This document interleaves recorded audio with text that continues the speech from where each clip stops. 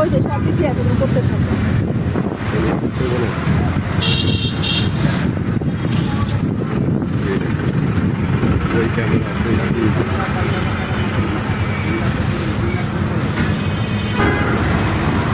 এখন আমরা বের হয়েছিলাম, আমরা একটু যাচ্ছিলাম 27 নম্বর যাচ্ছি এখন।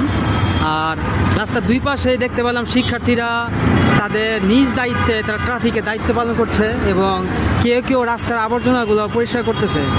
তো আমাদের আসলে এদের কাছ থেকে অনেক কিছু শেখার আছে যে নিয়ম শৃঙ্খলাভাবে যদি আমরা চলি কীভাবে একটা দেশ খুব সুন্দরভাবে সাজানো যায় তারই বহিঃপ্রকাশ আজকে এখানে আমরা পাচ্ছি। এখানে দেখতে পাচ্ছেন তারা যার যার তরফ থেকে যার যার নিজের ইচ্ছা থেকে তারা এখানে রাস্তা পরিষ্কার করতেছে, রাস্তা ক্লিন করতেছে। ইউআই ইউনিভার্সিটি, ইউল্যাব ইউনিভার্সিটি, আরও বিভিন্ন ধরনের ইউনিভার্সিটি স্টুডেন্ট এখানে আছে।